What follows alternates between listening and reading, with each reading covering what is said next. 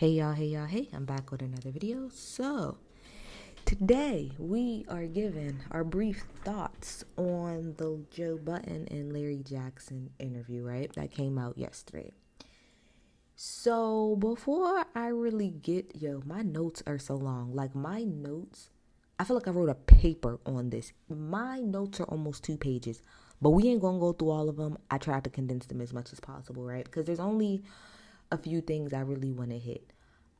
Before I really delve into what I'm really trying to say about this whole thing, let's start out with some positives, right? So, positive number one, the set was really, really pretty. Like, wherever they did the daggone interview, it looked pristine. Production looked amazing. Uh, um, Sound quality of Parks was on there. Shout out to him, was great. I do think that Larry Jackson is very important to music, period. Not just rock music, but music, period. I think he has contributed a lot.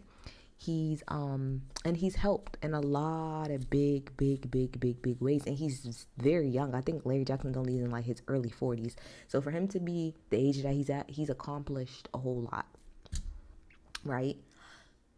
Let's get into this interview, okay? Let me just scroll to the top of my daggone notes.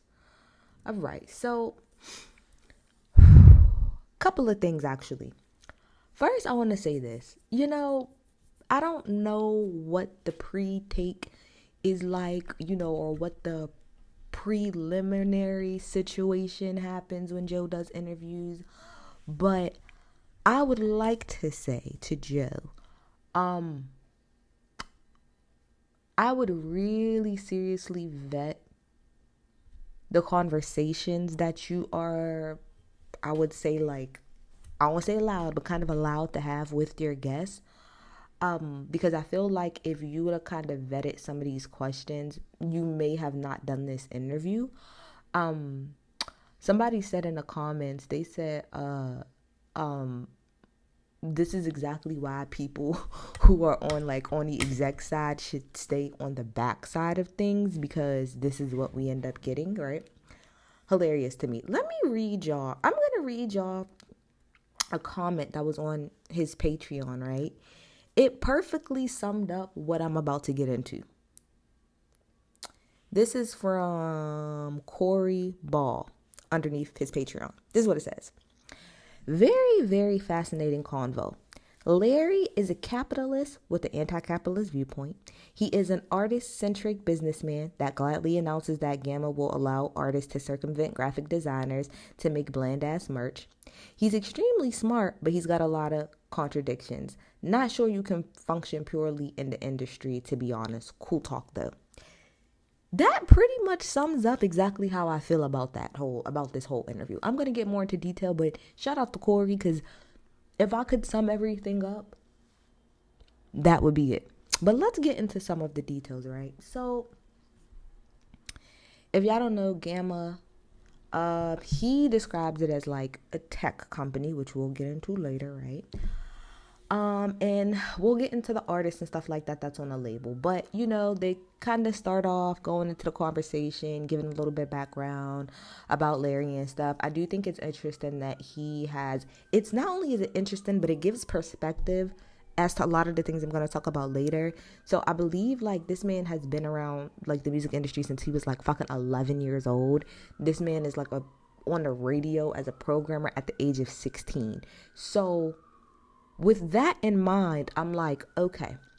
It helps me understand a lot of what I'm about to talk about, right? So they talk about his background, things like that. So I'm just going to talk about, we're not going to go through like every single thing that they're talked about. We're going to talk about the shit that stood out to me, right? So when Joe went on to ask Larry about like, for example, Sexy Red, right? Sexy Red is with Gamma, and talked about, how to kind of like the casual person, because they kind of brought up Candace Owens and how Candace Owens talked about, like the way that she kind of sees rappers and women and things like that. And so Joe was like, from the average consumer, not nobody that's deep into this, but When it comes to people, for example, like Sexy Red, what is your feelings on people saying, like that she's kind of like, not the only representative, but at the moment she's kind of like a little bit of the face, a little bit of hip hop. Like if you're just a regular consumer and you don't really know too much about it. And so how do you feel about people's critique, kind of like Sexy Red and her image and her brand and, her kind of being like one of the main representatives right now of hip hop and rap and things like that? And his response, Larry's response to that was, well, Willow has an album and the Color Purple soundtrack came out. And I feel like, you can choose what it is that you want to listen to. This whole interview was him doing that. That's why I was annoyed 95% of this interview. And if you look in the comments of Patreon and YouTube, most people said the same thing. This was classic. Like if you want a handbook on how to dip and dodge questions left and right, I guess this is the perfect interview, because Larry answered almost nothing in this interview. Almost nothing. He answered directly damn near nothing. Those were one of the first questions that he did not answer at all. The question was not, well, people can listen to whatever it is that they want to. Obviously, people can listen to whatever it is that they want to. We're talking about, and again, I'm sorry to keep telling people that I'm in marketing, but this is why I'm passionate about marketing and I'm passionate about music. So those two things go hand in hand for me, right? And so we're not talking about the fact that people have the choice to listen to whatever it is that they can. His specific question was about Sexy Red at the moment kind of being one of the main front people in the front lines that's being marketed and pushed in hip hop and rap. That's what we're talking about. And your answer to that is, well, Willow has a great album out and I helped do the Color Purple soundtrack. What? And then a little bit after that, he says, well, I don't want to kind of play like, I guess I kind of get what you're saying. You're saying, that people feel like that's kind of like all we see, right? And he said, yeah. And then he just didn't answer the question. He just did not answer the question. So you get exactly what Joe was trying to say, and you understand the perception at the moment.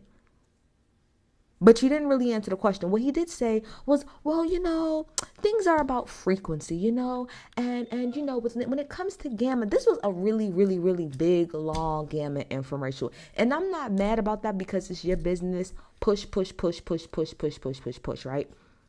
But he's like, it's about frequency. And, when it comes to Gamma, that's where we get the name Gamma from, because Gamma is the highest frequency. So when you go to sit down to go write, like a pump it up or something like that, like you're operating at your highest frequency. So then my question to that would have been, so what frequency do you think Sexy Red is on? This is not to take away, like Joe said, for the fact that hip hop is very open and it's very welcoming to everybody. It's not to say that Sexy Red's not allowed to have a voice and she's not allowed to have a presence. But if we're going off of your words, which is the highest frequency, what frequency? Sexy Red is at the highest frequency? Like her and her music and her image is the highest frequency? So I don't know if Willow is with Gamma. It sounds like it, or like they help with her. But I didn't even know that Willow dropped an album until I think I maybe randomly seen on Twitter that she just so happened to be on Tiny Desk or whatever. And then people said, oh, she has a great album. Again, I don't really know. Matter of fact, I don't even want to make things up. I'm on my computer right now. So y'all work with me in real time. So we're going to Google what is Willow Smith and Gamma. We're going to do that. Willow Smith and Gamma. So here we go. Gamma aligns with 360. Jayden and Willow Smith take roles on with 360 as part of a pact. Under the agreement, Gamma will provide music. Hold on. I just want to see here real fast. Okay, so yes. So Willow Smith's last album, or the album that she just came out with, is Under Gamma. So our question, and granted, Willow is not rap or anything like that, but if we're talking about marketing and push and promo and things like that, I have not seen one thing about no damn Willow Smith in her album. You can be as excited about that as you want to and try to bring that up, but where was the push behind that? I see a clear push behind Sexy Red. I see a clear push behind Four Bats, which is also on Gamma. I see a clear push behind Tommy Rich. The fact that, and I was going to get to this later, but fuck it, we'll somewhat touch on it now. The fact that the people that's on Gamma that's notable is Sexy Red, Four Bats, that Tommy Boy, which he got that $1 Million Baby song that's always on fucking TikTok all the damn time. Take out Usher, and Usher's on Gamma too. If we take out Usher, those three people that I just named tells me all I need to know. So you did not answer his question about the representation and the specific push of Sexy Red and how that kind of impacts the way that rap and hip hop at this current moment is kind of being looked at, in the way and the trend that it's going visually and even sonically.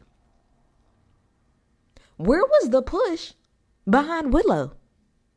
Because you saying her name 2 to 3 times don't really get me much. Now, when it comes to the Color Purple soundtrack, that was pushed, but that is a Color Purple thing. The Color Purple was hitting. Like, they was on a press run, but it wasn't just for the soundtrack. It was mostly for the movie. So the soundtrack got pushed a little bit too. But we're not going to sit up here and act like there is not a clear push of Sexy Red. And, oh, you can just listen to whatever it is that you want to. I mean, I guess in theory, yeah, you can. But we're talking about mainstream. The people who don't have the time to go and look shit up. The people who literally go to the playlist that the company that you worked for, Apple, creates. And what this all gets down to is, let me just start this at the beginning before I even continue to go. This is my thing. Larry Jackson is clearly a numbers guy. He is clearly a numbers revenue corporate guy. And I don't mind that, not at all. If that is what you want to do, if that's your push, if that's your drive in life, if that's what is important to you, that's fine. I have a problem when people try to make it seem like they care about more than that, because I specifically, the way he kept saying black culture or the culture, I side eye people who say that a lot of times, because when you feel the need to keep saying it all the time, it gives me very much corporate. I work in corporate. I talk about me. I work in corporate America, deep in corporate America. I'm in marketing in corporate America. There's certain keywords and buzzwords in the way that certain things are said that he said in this interview that just reminded me so much of the leadership at the company that I work for, which is a huge fucking company.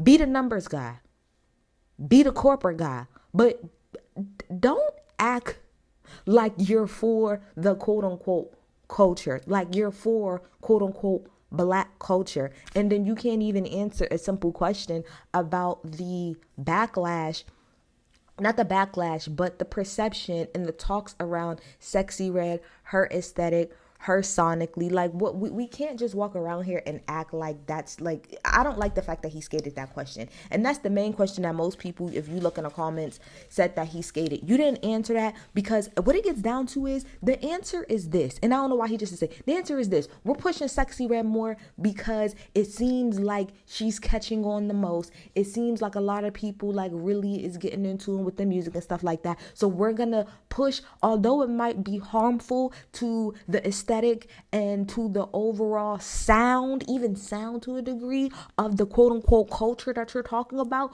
we're gonna keep pushing because it's bringing in dollars and she runs up the numbers. Why can't you just be real and say that? I guess you can't, because I know why you can't say that. You're an exec. I guess you can't say that, right? Something else that I noticed throughout this, within the first 5 to 10 minutes, I don't know like what kind of circles that you be hanging around, but all of this name dropping every 5 seconds, bruh, no disrespect, don't care. I don't care. Oh, I had Clive Davis and Kelly Clarkson and when Leona Lewis, but it's just something about the way he was telling these stories was just so arrogant. I don't know, it was real off-putting. Like, you can be proud of your work, you know what I'm saying? And proud of the fact that, like, I'm that nigga and I put in the work. But there was something very condescending about the way that he was name dropping that kind of rubbed me off from the very beginning of this interview. Let's keep going. He talks about streaming, right? He talks about, in particular, how instrumental getting Drake over to Apple. I believe this is for Scorpion, because I believe Scorpion was the was like the first Apple exclusive for real.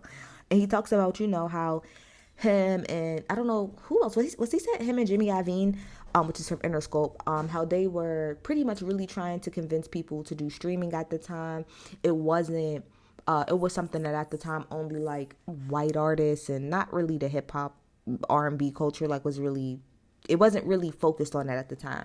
So he talks about, how he would they will go into meetings and be like, nah, this is the next wave. This is the next wave.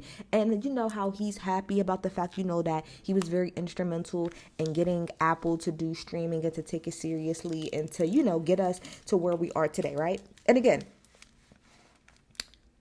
they talked about this a little bit later because I was a little upset at first that Joe didn't really push him more on the streaming thing, because Joe is really big on liking the streaming but hating it because of the way that that artists get paid and how they get treated. But we'll get on that. We'll get on that later. He talks about also like how with Gamma, how I guess with his new company Gamma, how he's able to kind of pay clients out I guess like a little bit more. So normally as an artist you might not get paid for God knows how long, but under Gamma people are getting paid monthly, sometimes even weekly, depending on, whatever it is that they got going on. He also talks about how Gamma is more of a content creator space versus an artist space. I have to sit and think about that a little bit more and how I feel about that, because yes, you're given a little bit more range to whoever the person is. So he talked about like Rick Ross and how Gamma has him underneath like not just his album deal, but also as a podcast. Part of me feels like, okay, it's kind of a good thing because you're giving artists the room to kind of move around. But to me, it's also like, I just feel like that's just another way for you to have your hands in the pockets of everything that they're doing. To me, right? Because if I sign, and please correct me if I'm wrong, I would assume that if I signed with like RCA Records, right? And if I going through my contract or my negotiations, and let's just say they put something in there like, okay, well, anything that you do, whether it's podcasting, anything outside of music, we still want a part of. If I'm negotiating that, you're going to kiss my ass. No, you will get takes off of whatever it is as far as my music is concerned. So tour and record sales, things like that, I don't mind. But if I'm doing something that's completely outside of that, no, you don't get to have your hands in that pocket. You don't get to have your hands in the pocket of like if I create a podcast, or if I decide to open a motherfucking juice shack like the Locks in them. No, you don't get your hands in that.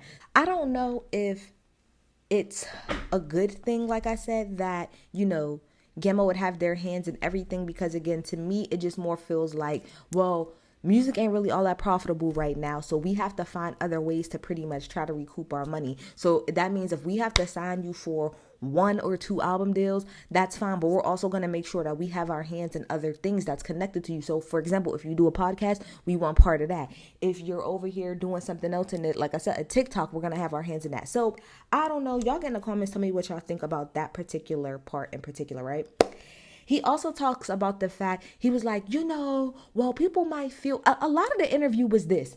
I mean, people might be mad about XYZ and the third, but it's bringing in money. It's bringing in engagement. So he talked about the shade room, right? He was like, people, might, he said how he had a deal with Angie, who has the shade room, I think to like create a podcast or something like that. And he was like, people could feel however it is that they want to feel about her, but like the engagement is there. The engagement is there. They have more engagements than Fox News and stuff like that. That's not the point. Like, That's why I said you're a numbers guy and you're an analytics guy and you're a revenue guy. And there's nothing wrong with that. But do not try to make it seem or try to, in my opinion, overlook the harmfulness of some of the stuff that you've been part of for the quote unquote culture. The shade room is one of the most toxic, nastiest shit for the quote unquote culture, as you would like to say.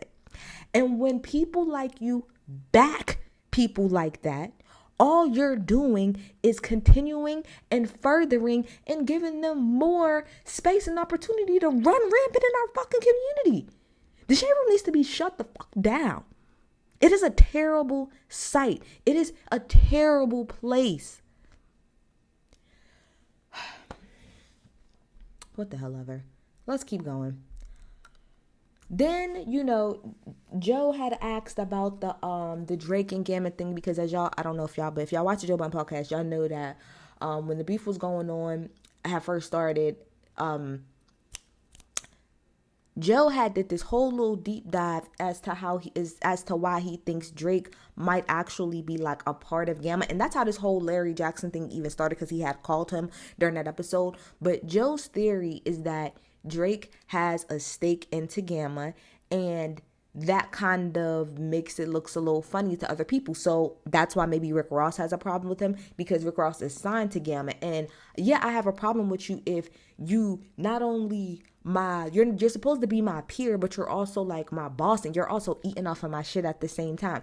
I think what Joe says makes 1,010% sense. It makes all the sense in the world. I also feel like that's why when Drake used Snoop's AI, like the Snoop AI verse or whatever, I feel like that's why Snoop didn't care. And he showed after like that verse had dropped or whatever, the tailor-made freestyle, and Snoop had one on his Instagram and did like a little quick video, and he was like, what's going on? And he just laughed and then panned the camera to his jacket, which said Gamma, because I believe Death Row is under Gamma. I'm almost positive like it's something like that. And so to me, that gives even more credence about the fact that Drake probably definitely has a handle to it. So Joe goes into his theory about that, and he said, I know you can't give me everything, but do you think pretty much, let me see, how did he say it? He said, do you think that that people are upset or maybe a little bit jealous with Drake because of the fact that not only is he like supposed to be a quote unquote like peer and an artist, but he's kind of eating off of some of these like people or whatever. And are they jealous of the fact that Drake can get a certain deal that maybe they cannot get? And Larry's answer to that was like, well, I can't say. So the question is Drake part of Gamma? So he doesn't really answer that question flat out. What he says is that, well, what I'm going to say is this. Drake's, like, the biggest thing right now is catalog, right? So catalog. And this artist in particular, like, for whatever reason, he wouldn't even say his name. He kept saying, this artist in particular that you're talking about, he had, like, his catalog is bigger than the 60s, the 70s, and 80s combined. Like, not, like, one in particular person or a couple of people. Like, if you combine all of the catalogs from the 60s, 70s, and 80s, Drake's catalog is bigger pretty much than that, right? So what he pretty much said, because every time Joe asked something, he would never answer the question straight up. He's going on a long ass tangent, giving all of these damn analogies that don't even fucking make sense, right? But he pretty much said this: Drake ain't quote unquote, like, he didn't really give him money, because he named like all of the people that he knocked on the door to get capital from. He was like, no, he didn't give him any money, but Drake is part of Gamma. That's pretty much what it gets down to. I'm not going to talk the way that he did. Drake probably didn't put up any like real capital, like money wise, but I think he uses his social capital, and he probably gets paid somewhere on the back end like that. So he may have not given him the money to like to front. He maybe didn't give him the money to front, like to create Gamma, but he definitely probably gets something in on a back end. And he said, well, when you're dealing with somebody like that, like, how can you really, like, how can you put a price tag on that? You can, and you do. Most people believe that Drake gets a back end gets a cut on the back end from the artist that he promotes, aka Sexy Red. That's why he stands next to her like that. Forbats, who's allegedly, on OVO. That Drake definitely has something to do with Gamma. He may have not given the capital to start up, but he definitely probably gets some type of kickback from the artist that's on Gamma, and Drake using his social capital to kind of help bolster a lot of these artists, because we all know that Drake has made so many careers just by his pure presence with them, period. So he didn't answer that question at all. But what we got from it, if you read in between the lines, yes, Drake is part of Gamma. That makes sense as to why a lot of people, probably including Rick Ross, has a problem with Drake, period. Let's move on. Then we get into the Drake versus Kendrick thing. And Joe said, who is the biggest winner? Not like rap wise, but like, who do you think is the actual winner? What was his answer? I'm not keen to speak on. Then he was like, well, you know what? I'm going to give you a little story, that kind of gives you, maybe it answers your question, which it really didn't. But he goes on this whole long story about how he met Biggie when he was 16 and how they smoked together like a week or two before Biggie got killed. And then, so his whole thing was, I didn't get the correlation because nobody here was about to die. So the way that he tried to make it seem is like, well, I don't really like to get into that because the last time, like, people died behind this shit. This wasn't that serious. And I think Joe even said, well, that's why people were excited about this, because this is one of the first times in hip hop that it wasn't really going to get taken like to that level. It's just two niggas that rap and are directly going at each other. Whatever. And he said he don't want to pick a side. He said the only winner is the person that's sitting in Santa Monica. I don't know who that is. Some people are saying that that's where Interscope is. So maybe he's talking about like Jimmy Iovine or whoever is maybe in UMG maybe is the real winner. I'm going to assume that's what he means, is like whoever is at the top. Maybe he mean Lucian is the real winner because a lot of money was made from that beef, from records and stuff like that, going back and forth. So maybe that's what the hell it means, right?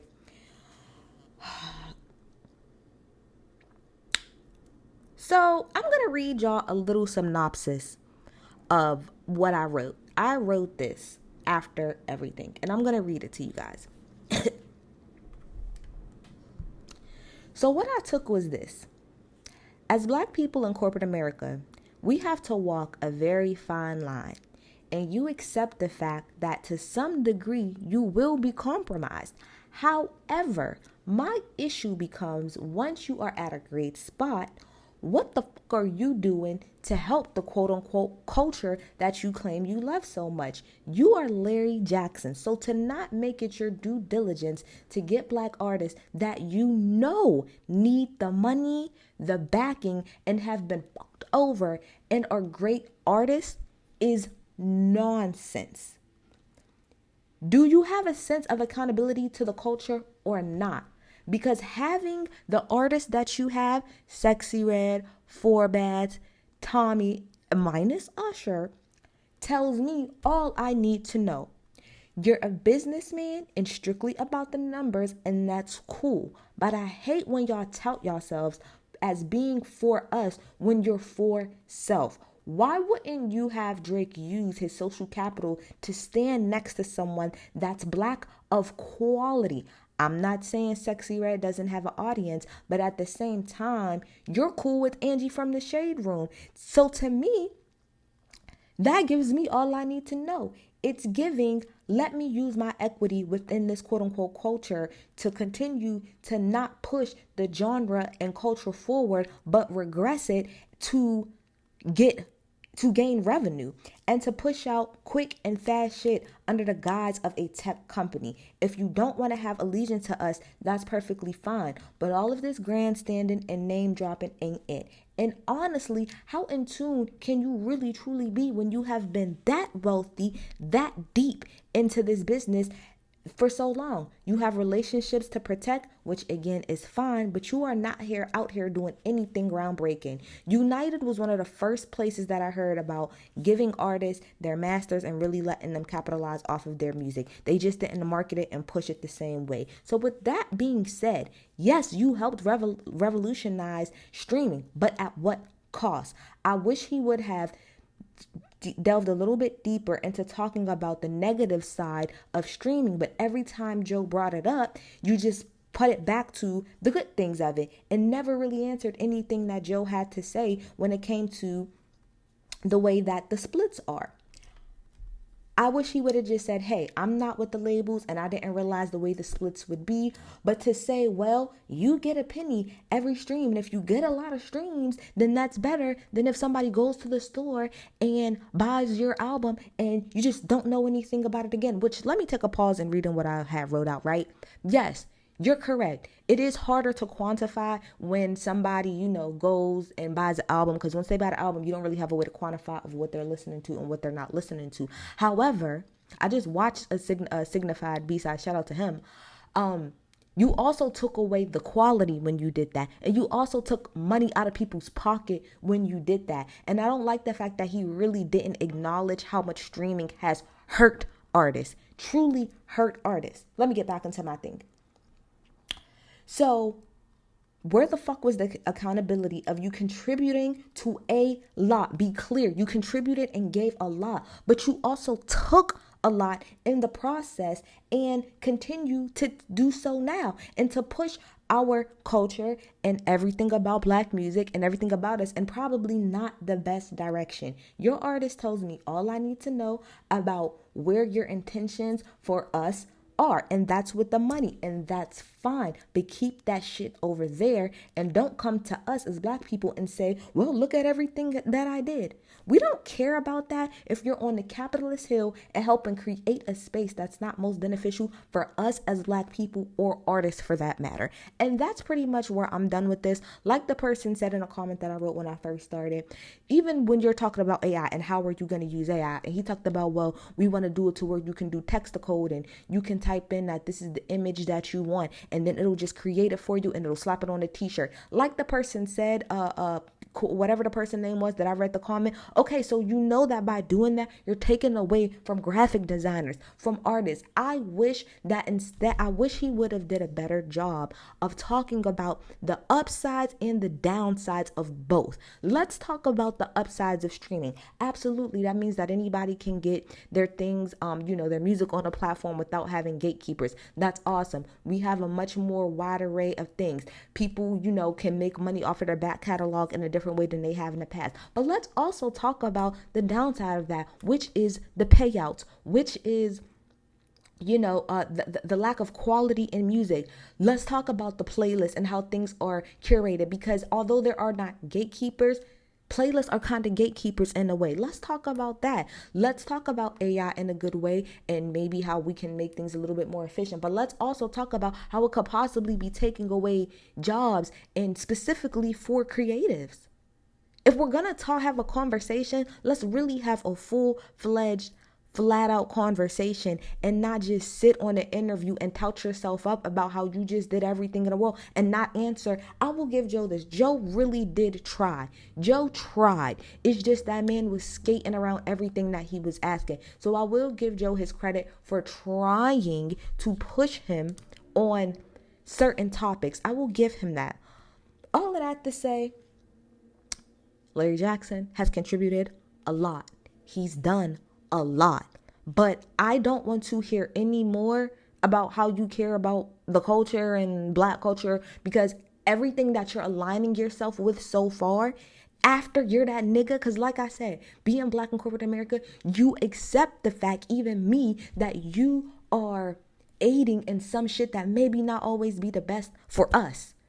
You gotta take that L sometimes. But once you get to a certain position to where you don't have to do that anymore and you still choose to anyway, that tells me all I need to know. No disrespect. But shout out to Larry.